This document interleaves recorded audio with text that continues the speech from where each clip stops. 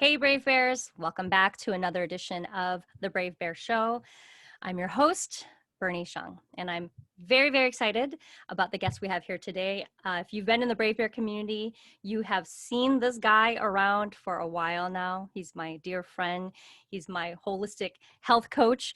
He is my business what would you call him? My business partner in many different ways and just a lot of other fun stuff. But most importantly, he's my dear good friend, Ambrose WB. Welcome, Ambrose. Thanks, Bernie. It's hard to introduce you because it's like we met on different terms and we've done a lot of work together over the past decade, I believe. So to kind of sum that up into a quick intro is kind of difficult. But anyway, instead of me summing it up, for those who haven't met you yet, and obviously a lot has evolved since the last time we had you here on season 1 of the Brave Bear, why don't you go ahead and give people a quick background about who you are, what you do, who you serve, and all that good stuff. Yeah, my background is mainly in fitness. So I met Bernie. Actually, I stalked Bernie on Twitter for like a year or two. I can't remember. And at that time, I was doing personal training and a little bit of work with a nonprofit around autism back then. And Bernie first helped me out with my anxiety. I wasn't even aware it was anxiety, honestly, around throwing events. So played football in college, became a personal trainer, moved into nutrition, and took a small pivot, pause, break from my business and went to do nonprofit work. So right now it's a combination of exercise, nutrition, and my real focus right now is on mental performance coaching. Right now I'm trying to figure out, the avatar, right? The ideal client. As Bernie knows, I never really have done that in my business. And somehow I've been able to continue serving people that want what I have to offer. So right now it's really just helping people get through the uncertainty and fear and the new normal around the pandemic and being at home. The program was actually written for athletes, youth athletes, which I did before. But what came out of this was helping out friends and family and coworkers that were working with young people. So Bernie's helped me out with all that good stuff with marketing and business stuff. She's amazing at that. My main focus is helping people build better habits and better routines and work on their belief system to help them reach their goals. That's awesome. And I'm so glad that Ambrose finally talked about being, a coach just in general, because when we first met, over a decade ago, he was a trainer. And in fact, that is the work that, led me into working with him as a client. And I remember the way he worked with me. I remember the way he talked to me, the way he treated me with compassion, kindness. He was very educational and very informational as well. And I just kept saying to him, I'm like, you're more than a trainer, Ambrose, you're a coach. You're a coach. And I know, Ambrose, I know you were reluctant to use that term initially when we began. And I know it wasn't me who gave you that moniker, but I feel like over time you finally embraced the coach in you. I mean, would you agree with that? And, tell me a little bit more about how that kind of has evolved. Yeah, 100%. Words matter, and getting certification, you want to use personal trainer. People know what the personal trainer is, or they think they know what it is. And, now it's kind of fun, right? I'm used to the ambiguity with how I am and how this comes across. So the first thing people ask is, what do you coach? Which actually is a great conversation as opposed to, oh, I've already had a personal trainer. I know what that is. So I think it took me years of gathering the skills to be able to say that I am a coach that has these 3 different skill sets. And as a trainer, I've also just come to realize, and I love personal training. It's my favorite thing to do. Just coaching and training are different things. And I'm finally okay with that now. And as you can see on my title, I just go by Coach Ambrose now. It's a lot easier. Well, I'm glad you went there, because I was just going to ask you, for inquiring minds, including myself, how do you differentiate between a trainer and a coach? That's a great question.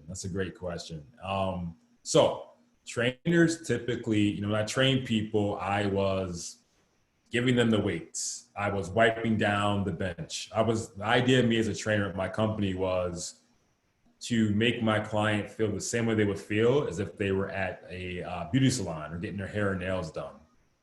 It's a service that is provided by the trainer. And there's this little caveat. Once I realized, I really thought that was the best way to do it. I didn't think people needed me past 90 days. Where I met Bernie was more in personal, but also in group, which is a little bit different, group training versus Right. personal training. But what I realized was that people were getting better results by coaching with me. So coaching is more, you have the idea what you want. It's my job to ask you the right questions and have the knowledge and expertise and experience to get you there. But it's more of a relationship that is longer term. Whereas I see training as, I need to learn this thing, you know the thing, teach me that thing, or I don't want to learn anything. I just want to show up and have someone walk me through the process. Right. So after doing it for 7 years and knowing that people got better results by not doing training, doing coaching, it just didn't feel right to me to continue doing personal training anymore. Right. That makes sense. And for me, I think that I found value, obviously, when I was training with you, because I saw results. I lost a lot of weight, I gained muscle, lost a lot of fat, was much healthier, had a lot more energy. But it was what you did outside of the gym, or away from the field, because at times we did our group coaching outdoors in a field. It was what you did outside of that actual physical activity that also was really valuable to me in our relationship, because you taught me so much about how to be a better steward of my own health, how to look at my physical health, my mental health, my emotional health, and all of that stuff as one whole piece, a more holistic approach to taking care of myself. And whether or not you meant to do that, I will say that you were early on in the process in my journey of really owning my ability to change and course correct my health and well-being. Because I think for so long, especially if you're someone who grows up not really being conscious and aware of the fact that we all have the ability to control our own health, right? Our trajectory in health. You just kind of do whatever, you willy-nilly, you have habits and you don't understand how they affect you. And you just always think, well, I'm just built this way. I'm just born this way. So it is going to be what it is. I mean, they're going to be healthy or unhealthy. And that's just the way I was, predestined to be. And a lot of the things that you taught me over time through the coaching really taught me to be, more mindful of that. So walk me through that. I know that you've evolved quite a bit from the training life. You got more certifications, you got more training, you got more coaching, and you did a lot of different things outside of just fitness, right? Fitness as we know it. What else did you incorporate into your repertoire of services to help you, to level up as a coach? Yeah, thanks for sharing that, B. So I'm gonna touch base on that. So the idea, this whole thing came across because what I thought success looked like after going to college was not working for me. So I did the thing that they told me to do: be a good kid in school, get good grades, play more than one sport, volunteer, go to college. I played football in college, was in a fraternity, had 2 degrees, and I just thought that things would come out the way that you were told, right? Get a job, wear tie or suit to work. That was my real only goal, which is crazy to say that now. Get a car, get a house, get a wife, get kids, and then that's what I thought was going to happen. And my first road bump was that the job. Yeah. The first thing, I couldn't get a job. So coaching was, I already did coaching. I was coaching already. Right after I got out of school, I started coaching football. And as a young athlete, I know that what I was missing was a coach that had these extra skills. They told me to work out, weight training, you'll gain weight. And we both know that that's not how we do our weight management, right? It's a little bit more to that. And my coaches didn't mean anything by it. They just didn't know. So I started picking up these skills of personal training and then nutrition, coaching. I was selling supplementation, because as a business owner, personal trainer, that's one of the pillars that I would still suggest any new trainer listening to this. If you don't have a supplementation line that you've loved yet, find one, because it really helps you and your clients. But what I realized was that, people were giving me this title as a, direct marketer, MLM, or, which is what I was, but it was, that was blocking people from receiving me for being more holistic as I actually am. So the universe somehow, this is a longer conversation, took that away from me. You know, I had about 25, 30 grand in that business that I built over the years, which allowed me to actually stop doing personal training and move into the nonprofit space. And that's where I got, you know, blessed again with social emotional learning. So I teach students and parents and educators how to use their breathing to regulate their stress and to regulate their emotions, which, you know, going back, you know, to the beginning of personal training, on a big wall like this, I just put a lot of words up of what I thought I wanted. And it was a big wall. I mean, I did this over weeks. And the words that stood out to me were mind, spirit, and body, which is where the name Speebo comes from. And I didn't know this, Bernie, until I'm not sure how many years ago, maybe 2 or 3, but the word spirit means breath. So that was the missing key. I had the mind part going, I had the body part going, but that spirit part, I didn't quite know where that would come from. So that was the, you know, the trifecta for me was the breathing, which is also, now I do a lot more social emotional programming, but through the lens of social emotional learning, which I teach. I've been teaching my adult clients that without knowing I've been teaching them that. Right. I teach it a lot. I teach it a lot more now. So I love, you know, I love the serendipity of that story, because, and the reason I especially like hearing about it from you is because you and I have known each other for some time now, you know, holistic and intuitive work, right? So we saw and you know, we're still practical. Don't get us wrong, audience. We're still practical, but when we were still more pragmatic and we weren't talking about the stuff yet because maybe we didn't quite know it, or we didn't know we were doing it, and to see how we both evolved in our respective communities, and we both kind of had this parallel path to doing the kind of work we do now. I that's what I find magical. That's why I feel like, you know, when you meet people in your life, in your profession, in your world, it's just so serendipitous how the connection is made when you need it, and you don't quite see down the road where that path will lead you, but you continue to align together for the most part with people who are, you know, who are going to be in your lives for a while.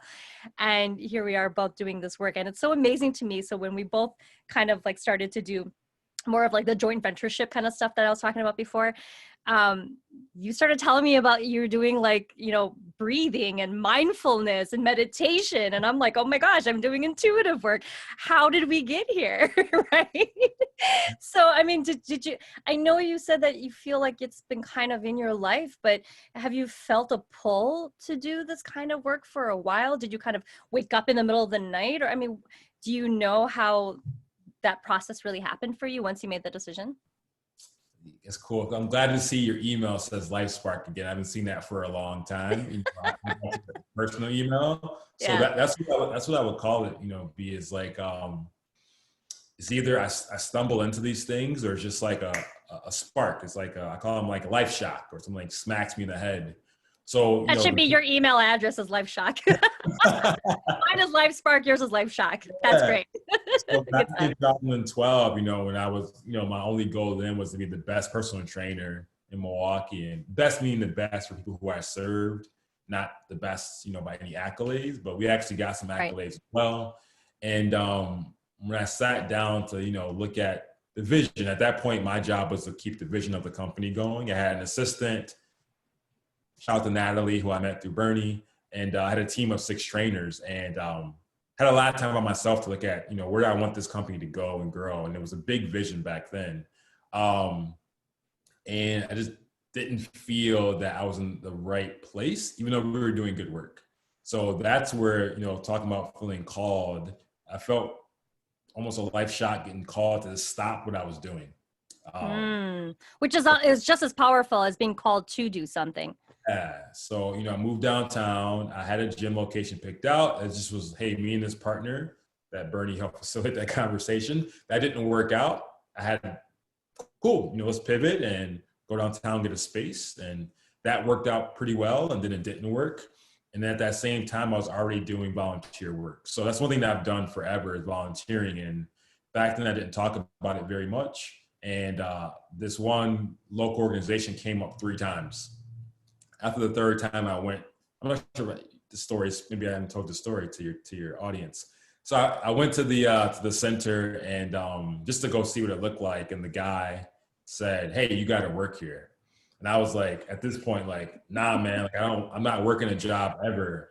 At that point, I never had a job, for, after college. And I was really just anti-job. I wanted to be my own business person, my own man, autonomy.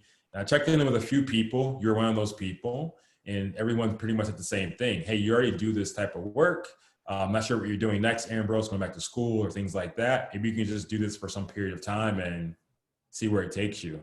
And I said, all right, cool. So I thought to myself, cool, I have this online nutrition company built. I can pivot online. I was already online certified to be an online trainer. And I thought it'd be easy. And it wasn't easy. So like that's the calling part, was that maybe that summer. And then I walked into the boot camp in October after meeting Kevin and negotiating with that nonprofit. And, I said, hey, I can come for 2 years. That's what I thought. I can be here for 2 years. I got to get back to business. And they said, yeah. So they shook my hand, and I was thinking I had to be there for 3 years. They gave me 2, and I took the deal. Walked into my boot camp at some other point and told everyone, hey, I have to take a break. I need to figure some things out. And that was a falling out. That's a longer conversation. I hate you, Ambrose. How dare you leave me? God bless. You got a lot of that, I'm sure. It was like breaking up. I always say it's like breaking up with 30 women at the same time. It was the worst. I just didn't know any better on how to facilitate that conversation. Right. But that was the calling for me. I didn't feel called to be a personal trainer. People kind of feel that I love personal training. It's like, I love it, but not in the way that people think I do. But I definitely felt a calling to work with community in the way that I worked before, and to stop doing what I was doing the way I was doing it. Right. And that's fantastic. And that's a great segue, because now it leads us into talking about the work you do now, because I see you posting quite a bit on social media. And to me, it's, in such alignment what you do for the nonprofit and for the kids. It's in such I am so used to you being someone who's generous, kind, educational, and compassionate. So I've always seen that in you. And, I'm going to make a stereotype, which I might get in trouble for, but I typically didn't see that anytime I'd ever worked with any other kind of trainer or person in the fitness industry. I mean, unless of course they were like a holistic, trainer or coach, but someone who was just a straight up trainer is something typically didn't have that kind of quality or personality or characteristic. And so when you started to tell me about the nonprofit work and all the things you were doing outside of fitness training and fitness coaching, it made sense to me, especially with the Miss Bebo ethos, mind, spirit, and body. Tell us a little bit more about the kind of work you do now. And I think it'll be also another great segue, because something happened to you recently too. And I think you probably use some of your tools that you've been teaching to help you with your personal recent struggle. So tell us about it. Yeah. So I get to this new gig in January, and by February, I have my first professional development. And at that point, as we both know, you, as a business owner, you pay for those things. You pay for ebooks and workshops and seminars, and you have to travel and take time off. So you lose money while you're trying to make more money and learn more things. So as an employee, I was like, what? You're going to pay me to go eat dinner and go learn some stuff? So I was all for it. I didn't even know what it was about. So it actually was a blizzard here in Milwaukee at that time. So it was a very small, intimate group at Discovery World. And it was a 3-day workshop, and I learned this proprietary breathing practice called Sky, Sudarshan and Kriya Yoga. And I got a mentor, Bill, who's my mentor in meditation, mindfulness practices, breathing practices. And it just didn't work. I learned it. It was powerful, impactful, and the practice or the habit of it didn't stick. And as an athlete, I already know how that works. Like, that guy's a mentor, also known as a coach in my eyes. He offered to help me out. So I gave him a call and said, hey, look, it's not working. And by not working means I wasn't doing it. That's all. I need some accountability. And 2 years later, he said, come see me at the high school. 2 years later, I was volunteering for that program for free, because I wanted my practice to stick. I don't know how long it took it for it to stick, I just saw there was a need there at the school. So I continued at the school. And I also thought that at that 2-year mark, I was gonna be gone and moving back into business. So I can commit this extra 3 hours a day, Right. for 2 years. That's what I did. And then I became a contractor, and then I became a full-time employee. So primarily what we do is we go to schools and we work with the entire organization, the entire community around the ideas that we restore human values. So the idea is that people are the way that they are. And when I get a chance to ask questions to young people, older people, we ask a question, what do you want to see in other people? Human qualities, values.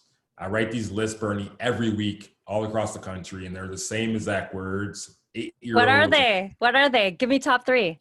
Yeah, oh, great. That's a great question. So in Milwaukee, the top three are typically trustworthy Mm, or loyalty.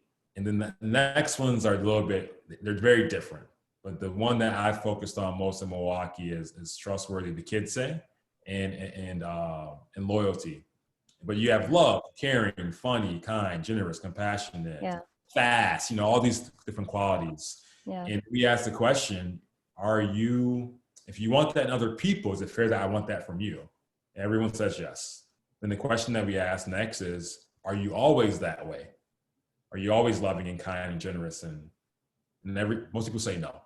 Mm, The question is, what blocks your ability to be that way? And people tell me time, sickness, money, other people, which are all valid reasons. And we sum up all those reasons into one word: distress. That's all distress. oh, When yes. you can't be the way you want to be. So we have lots of fun, engaging games and activities, but then we have actual really practical tools and techniques through breath work that allows you just to be aware of, one, how you want to be, two, how other folks want to be, which is just like you want to be, and Yeah. that people have things in their life that blocks them from that. So it's been one of the most profound things that I've learned. It's a very simple lesson, but it's the practice of it that's been so powerful. So I have a daily breathing practice that I do, and I have these lessons that I carry with me that I practice by doing lessons. The first thing we teach kids is called a golden key. And the golden key is really simple. Self-respect is respect for others. And once kids know that, they can deal with bullies a lot differently. I don't Yeah. tell them how to deal with the bullies or what to do with Right. the bullies. Right. Say, why do you think the bully's happy? And kids say no. Mm, Okay. So, who's really the person that's getting beat up then? The bully or the one that's getting picked on, right? The kids say the bully. So I ask the kids, hey, if you know that, can you help the bully out? And kids typically say yeah. The bully is sad, or the bully is alone. The bully is lacking confidence. They're not aware of that, but you are aware of that. So that's that. So what do you want to do? And sometimes kids say, screw that bully, right? Which is yeah. fine. Other times they say, be their friend. So But at least they have the awareness. And I think that's the biggest thing we can teach kids is to be aware enough to know why we do what we do, whether it's we as an individual or whether it's other people around us who carry a lot of baggage. We don't learn this typically as kids. So that's huge what you guys are doing. yeah, exactly. I mean, I think that's what sums up B is that what I'm doing now are things that I wish I knew when I was a little bit younger. I mean, that's pretty much I think what sums me up as a coach. I Yeah. wish I knew how to train better, eat better. Now it's more things like, how to have difficult conversations, how to be more trustworthy, how to do things that are hard, things that I'm not good at. So Yeah. it's a real blessing. And it really works for adults and young people. The only thing that changes is the context. The Right. context changes, so the talk changes a little bit. And then we give we do a little bit of the brain science too for people that need that science part. Yep. Yep. So we hit it. It's a very comprehensive program, which is why it aligns with me personally, because that's always been my goal and my intention to be as a comprehensive coach. So yeah, so that's what we do in schools, and it fits so perfectly in with the business I've been running without me knowing that might be the missing key. So again, I just stumbled into that, and thank goodness I was able to be aware of it, and then find someone to practice with and mentor me. And now I get to do the same thing for other people. I get to mentor other people that we bring into the company to do that in schools. Yeah. Yeah. So what happened to you recently? And how did this help inform you to get through that? Yeah. So I got the COVID. I Yes, got you did. You got the COVID. Got the the COVID. COVID. Yeah. when you So, when you text me, I was like, oh no. But at the same time, I was like, well, if it's Ambrose, he's gonna kick this. And that's immediately what I thought. But go yeah. ahead. So it's been interesting. So I've been aware of COVID, like everybody else, obviously, but my awareness of it has stemmed from the I work with a program called Men Moving Forward. So this is my personal training that I get to do. The intention, Bernie, my intention was to work with work with Black men, and primarily I work with women. Men don't tend to work with me, and one day, this is a little caveat. One day, I see this postcard at a local Black coffee shop, and it was Men Moving Forward. I like the logo. I took it home and I looked at the back, and it's looking for people to do cancer fitness. And I thought, I don't do cancer fitness. So I just have the postcard in my office. The next year, I go back there wanting to get someone to be a sponsor for one of our programs, for our program to get it to more kids, right? So I'm going there with a different mindset. So I see the same postcard and it says the same exact thing on the back of it. And I go, you know what? I know people that might know people that might help people get into this program. So I emailed the name and the email list, the email that was listed. The woman says, "Oh my God, Ambrose, I've been looking for you." And I just went to dinner with her last night with her family.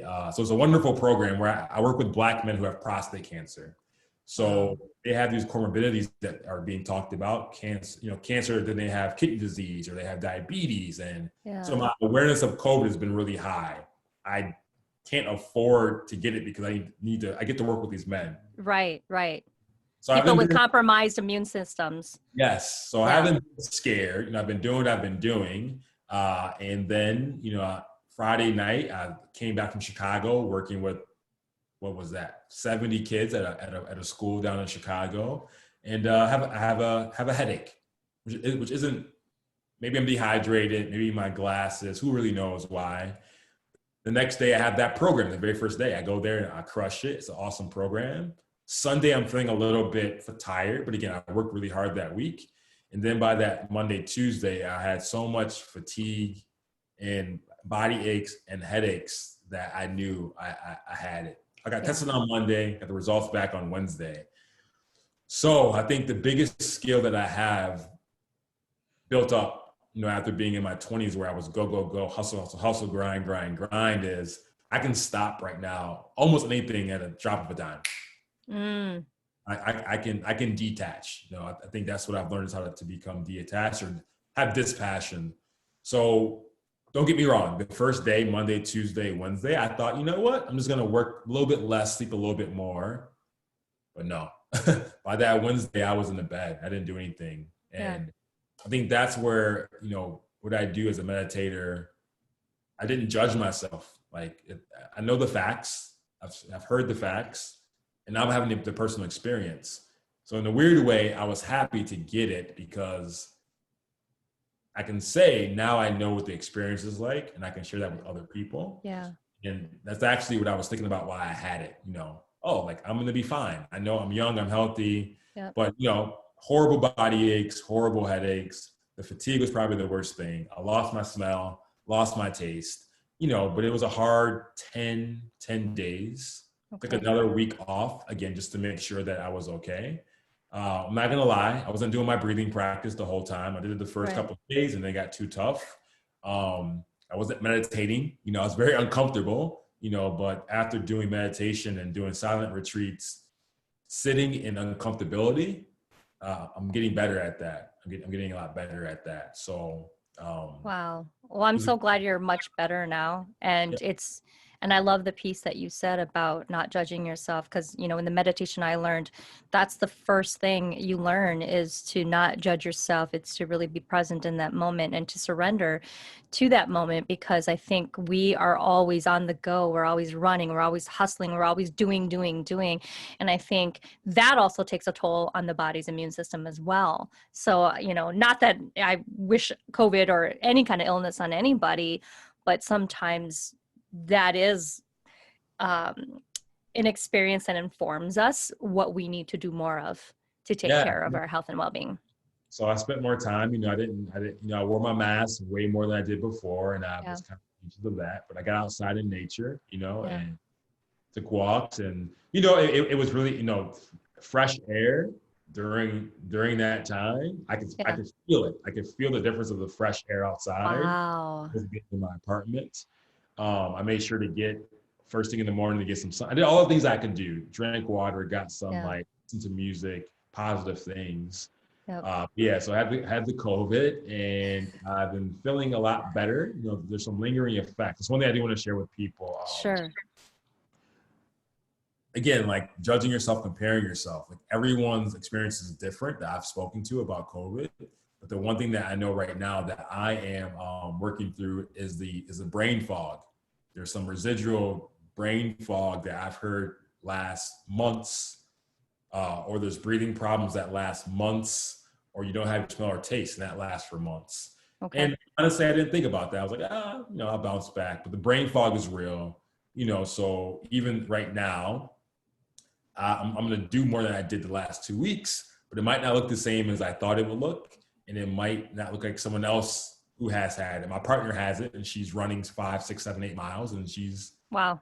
differently than me, right? So that's what I would say, be compassionate with people who may, you might see that person wearing their mask in their car. Now I know why people do that. Let's say if I borrow your car, we live in the same household, and I'm not worried about catching it, but I also don't want you coughing on the steering wheel. Just little things like that, Bernie, where it's like, don't judge yourself, don't judge other people. Yeah. Do what you're going to do. And really, it's not for you, it's for other people. And that's what this whole thing is about, I've learned with COVID. And that's my new awareness, is like, this is really about a time for us as a people globally to take a pause and then see where you are. Are you able to be compassionate for other people? So no judgment to people who are still not believing this is real and not believing wearing masks, but I also feel more empathy for them as well. Yeah. Beautiful message. I won't even touch that. I think that was perfectly stated. Before we run out of time, because I know I could just talk to you forever. I know you do have a lesson planned for us today, so I'm excited to find out what that is. And then after that, I'll go ahead and let you close out too and tell us what you're working on next, so that we can get more of your work and see if there is a potential to work with you. Yeah. So, I think, one thing that I come across are people that say, I can't meditate. I can't do it, and understand why they think that. That's why I think the power of breathing is so important and so valuable, because everyone already does breathing. It's just changing the way that we do it. So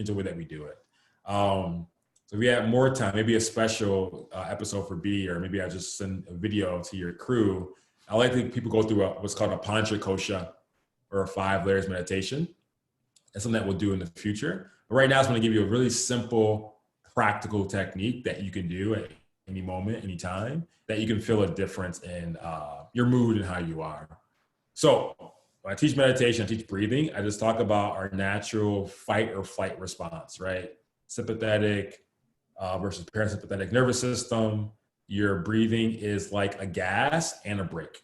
It's like a gas and a brake. And we have control over the system. We can't control our blood flow to a large extent. We can't control our digestion, right? We can influence these things, but we can't control them. Our breathing is our one system that we are able to do without thinking about it or put our focus on it. It changes the way that we are. So whenever we breathe slowly, a longer exhale, it tends to be that brake. Whenever we breathe faster, it tends to be that gas. So I'm going to assume that most people need to slow down at certain points and hit that break.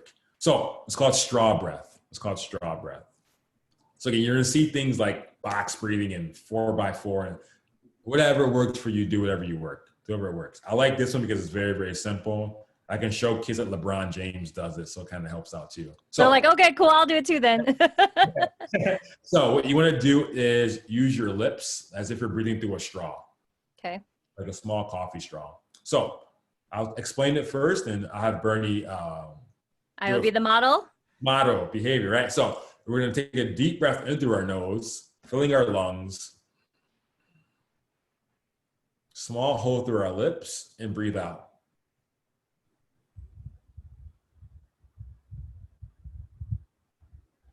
Making the exhale as long as possible. So if you're listening, do me a favor. I'll do it with you. Sit up straight in your chairs, wherever you are.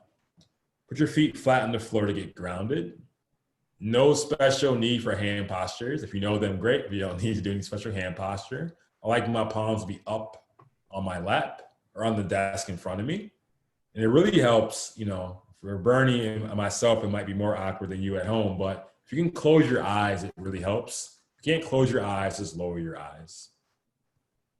All I want you to do is become aware of your natural breathing pattern right now.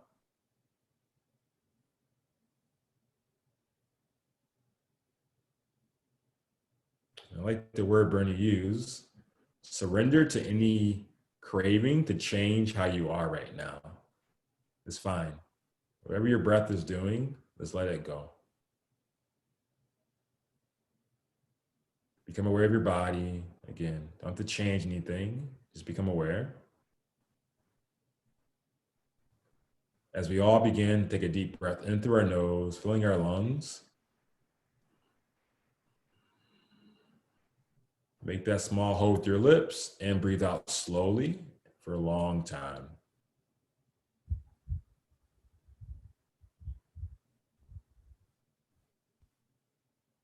That's one round. Complete 5 more rounds at your own tempo by breathing in deep.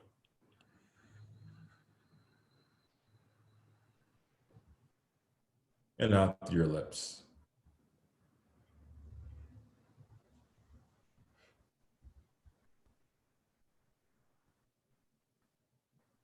And continue.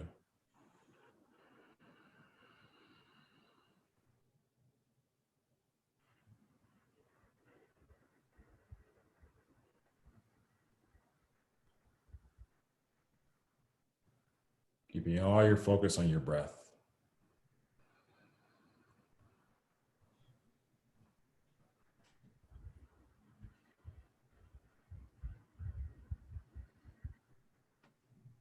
Become distracted, don't worry. Just take another deep breath in.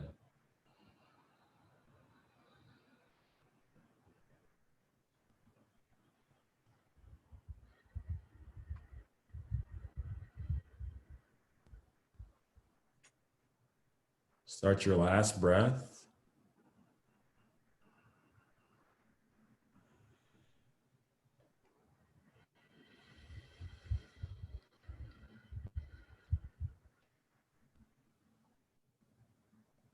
As you complete that last round, relax your breath again. Eyes still closed. Relax your body for a few moments. Becoming aware of your feet on the ground, your body on your chair, your physical body and your space around you. You can begin to rub your hands together. This is my favorite little extra during meditation. Feel nice and warm. Bringing your palms to your cheeks, covering your eyes. And slowly and gradually, in your own time, begin to open your eyes.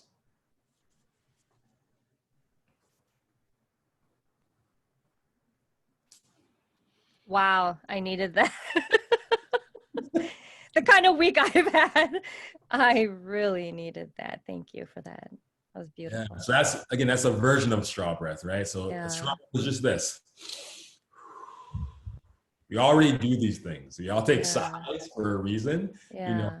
Talking right now is doing it with a little bit of coaching, right? So one of the easiest techniques that most of the kids really like. That's amazing. That's amazing. Because if you're like me, when I work, I hold my breath. It's just, I naturally do it because I'm not consciously thinking. And I think that is why I end up having a lot of anxiety and being stressed out on those tough days. I'm not breathing properly. I know that for a fact. So it's one I said that, Bernie. This is a great one to do. Only 1 or 2. Yeah. 6 of them. In between working, like take breaks and like a coffee break or your water break or your walk break. You can just do a break.